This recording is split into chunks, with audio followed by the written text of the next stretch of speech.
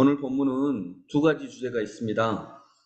이스라엘을 심판했던 바벨론이 하나님으로부터 심판당해서 멸망할 것이고, 그로 말미암아 하나님의 심판을 받았던 이스라엘은 유다라고 해도 좋고요. 하나님의 백성 이스라엘은 돌아올 것이다. 이 주제입니다. 이 주제는 오늘의 주제만이 아니라 예레미야는 계속해서 이 말을 하고 있습니다. 모든 것들을 하나님이 심판하신다. 그러나 이스라엘은 다시 돌아오게 할 것이다. 그러면서 이스라엘을 뭐라고 하나님께서 표현하고 있냐면 나의 소유, 나의 백성이라고 11절에 얘기하고 있습니다. 나의 소유, 나의 백성을 노략한 바벨로니아야. 여기서 나의 소유, 나의 백성은 유다를 얘기하고 있죠. 이스라엘을 말하고 있습니다. 바벨론이 하나님의 심판의 도구였던 것처럼 보입니다. 바벨론을 통해서 모든 나라를 심판하고 특별히 하나님의 백성 이스라엘을 심판했으니까요. 그래서 바벨론이 심판의 도구인 것처럼 보입니다. 그런데 결국 바벨로니아까지 심판합니다. 결국 여기서 드러난 것은 심판자는 바벨로니아가 아니라 하나님이셨다라고 하는 것이 분명하게 드러납니다. 하나님이 심판자였습니다. 하나님이 심판자이시기 때문에 우리는 조금 걱정할 이유는 없습니다. 왜냐하면 하나님의 궁극적 목적은 심판이 아니라 사랑이기 때문입니다. 회복시키고 사랑하시고 그를 다시 세우시고, 그래서 하나님의 품에 안아주시고 다시 세상 속으로 나가 하나님의 장자로서 역할을 감당케 하려고 하나님은 바벨론을 통해서 이스라엘을 심판하셨던 것입니다. 그리고 하반절은 이스라엘을 다시 회복하겠다라고 하는 회복의 약속이 다시 또 나오고 있습니다. 이스라엘이 어떤 상태였냐면 17절에 보면 바벨론 왕이 그 뼈까지 먹어치웠다. 유다의 뼈까지 먹어치웠다라고 얘기합니다. 유다의 뼈까지 먹어치웠기 때문에 이제 소생의 가망성이 전혀 없습니다. 뼈까지 먹어치웠는데 어떻게 소생을 합니까? 그러나 소생을 합니다. 왜냐하면 하나님이 계시기 때문입니다. 하나님이 이스라엘을 반드시 소생시키십니다. 20절에 그날이 오고 그때가 되면, 그날이 오고 그때가 되면, 이게 오늘 8월 15일 광복절과 같은 그날이죠. 그날이 오면, 또 이번 주일의 말씀에도 그때는 이렇게 나오죠. 그때는 하나님의 나라가 회복이 되면 모든 세상 사람들이 다 회복될 것이다. 메시아가 오시면, 그날이 오고 그때가 되면 8월 15일 이 광복절이 되면 쫓겨났던 사람들이 다시 돌아오게 하고 하나님이 용서해 주시고, 그리고 우리의 죄악을 아무리 찾아도 발견하지 못할 것이다. 하나님이 가려주셨기 때문입니다. 저는 여기서 오늘 전할 말씀의 주제를 이제 좀 살펴봤는데 예레미야였습니다. 예레미야는 눈물의 예언자였거든요.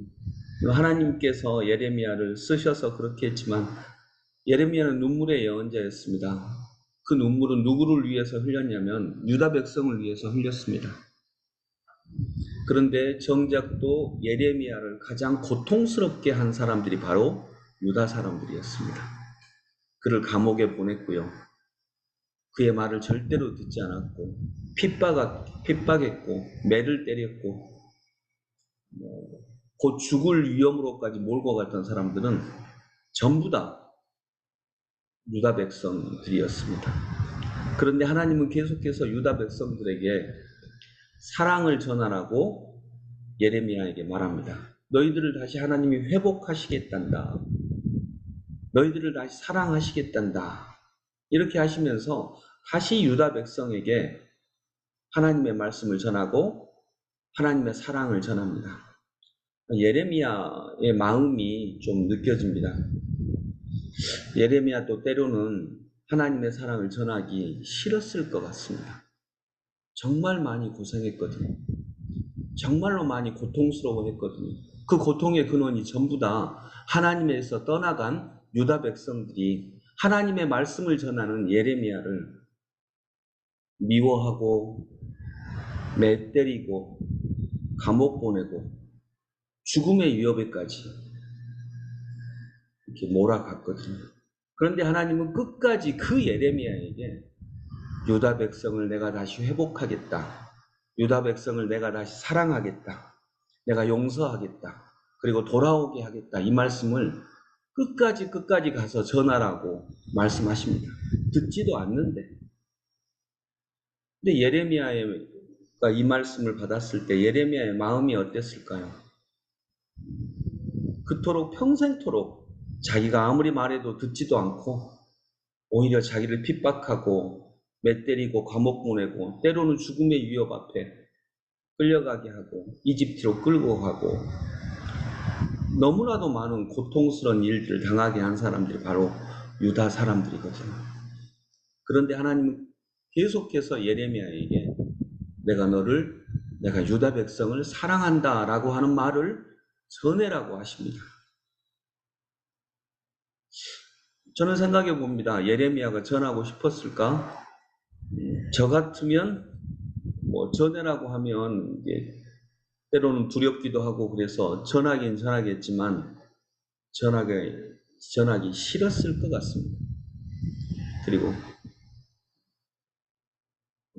힘들었을 것 같습니다.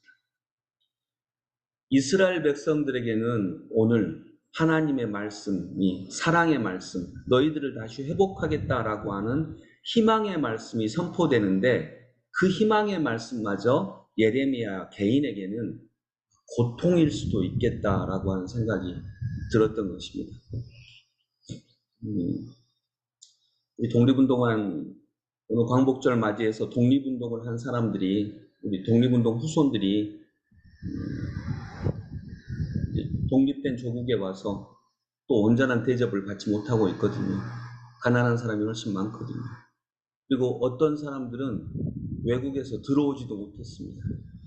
블라디보스톡에 독립운동가 후손들이 굉장히 많이 살고 있거든요. 그분들은 들어오지도 못했습니다. 조국을 사랑한다라고 하는 말이 그들에게는 또 어떻게 들릴까? 우리가 이 말씀 앞에 서면서 예레미야의 마음이 되어봅니다.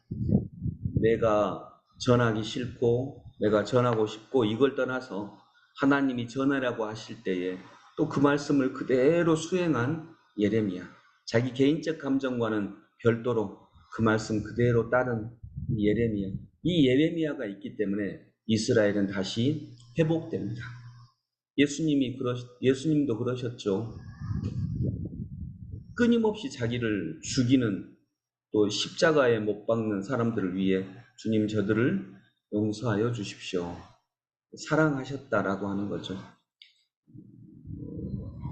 말씀을 맺으면서 오늘 뭐 이렇다라고 굳이 뭐 결론을 내려도 되지 않을 것 같습니다. 왜냐하면 그런 마음은 오늘 우리들에게도 동일하기 때문입니다.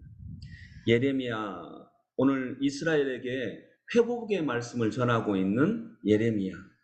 근데 이스라엘에게는 희망이며 소망이며 회복의 말씀이며 사랑의 말씀인데 예레미야에게는 이게 고통일 수 있겠구나. 정말 아픔일 수 있겠구나. 그러나 하나님은 예레미야 밖에는 전할 수 있는 사람이 없어서 예레미야에게 계속 매달리십니다. 하나님이 매달리시는 모습 같아요. 예레미야야, 네가 전해라. 네가 전해라. 너 외에는 나의 말을 전할 나의 백성이 없다. 그러나 내가 유다 백성을, 이스라엘 백성을 버릴 수는 없죠. 왜냐하면 온 세상 민족을 회복시키기 위한 하나님의 도구니까요. 근데 또 그 이스라엘을 회복시키기 위한 하나님의 도구로 예레미야를 택하셨습니다. 그리고 예레미야에게 오늘도 사랑이라는 십자가를 지우십니다. 그 마음 아마 우리도 다 느낄 수 있고 우리도 공감할 수 있을 것입니다. 그 마음이 되어봅니다. 주님이 오늘도 내게 어떤 하나님의 뜻을 전하실 수 있으리라 믿습니다. 그러나 그것이 꼭 기쁨만은 아닐 것입니다. 기쁨의 소식이어도 기쁨만은 아닐 것입니다. 그러나 하나님께서 오늘 나의 손을 꼭 붙들고 계시는 그 음성을, 그 느낌을, 마음을 들을 수 있기를 소망합니다. 기도하겠습니다. 주님, 오늘 본문의 주제도 예레미야 전체와 똑같습니다. 모든 악한 것들은 심판을 받을 것이다. 그러나 나의 백성, 나의 소유인 유다 백성은 내가 돌아오게 하겠다. 그런데 그 말을, 그 하나님의 말씀을 유다 백성에게 가장 많이 고통받은 예레미야를 통해서 선포하라고 하십니다. 예레미야의 마음이 되어봅니다. 예레미야는 어떤 마음이 되었을까요? 독립운동가들이 볼 때, 독립운동가 또 후손들이 볼 때 친일파들은 잘 먹고 잘 사는 것 같고, 그런데 오히려 독립운동가들은 독립된 조국에서도 조금은 어렵고 힘들고 또 외면되고 그런 삶을 살았을 때 우리 할아버지가, 우리 아버지가 괜히 독립운동했어 라고 하는 마음을 어찌 안 갖겠습니까? 그런 마음이 어찌 없겠습니까? 그런데 우리 주님은 또 그들에게 조국을 사랑하라, 조국을 위해서 일하라 라고 하는 말씀을 주시지 않았을까요? 예레미야에게 하셨던 것처럼. 왜냐하면 믿을 사람이 그들밖에 없기 때문에. 하나님, 예레미야의 마음이 되어봅니다. 그 마음 누구나 느낄 수 있는 마음입니다. 진리를 위해서 일하고자 하면 설명하지 않아도 느끼는 마음입니다. 주님, 예레미야를 축복하여 주시옵소서. 그리고 그 마음을 간직하고 있는 이 시대의 모든 또 다른 예레미야들을 축복하시고 품에 안아 주시옵소서. 예수 그리스도 이름으로 기도드립니다. 아멘.